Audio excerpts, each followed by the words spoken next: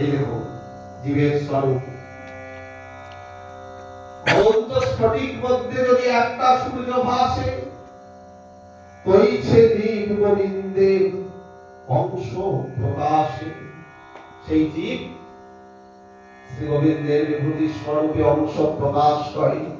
যস্য প্রভা প্রভবত জগদণ্ড কোটি কোটি স্বশেষ বসুধাদি বিভূতি ভিন্নম তদ ব্রহ্ম নিষ্কলমনন্তমশেষ ভূতং গোবিন্দম আদি পুরুষং ত্বমহং ভজামি।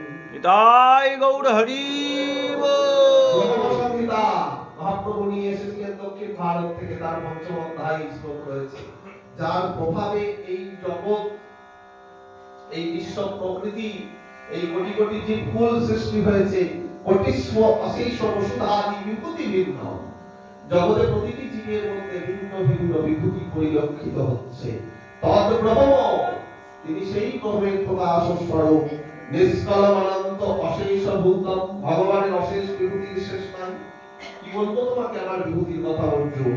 তত্ত্বদেবাবগচ্ছত্বং মম তেজাংশ সম্ভবম। সবকিছুই আমার তেজাংশ, সবকিছুই আমার তেজ থেকে উৎপন্ন। কোটি কোটি ব্রহ্মাণ্ডে যে ব্রহ্মের বিভূতি, সেই ব্রহ্ম গোবিন্দের হয় অঙ্গ কান্তি।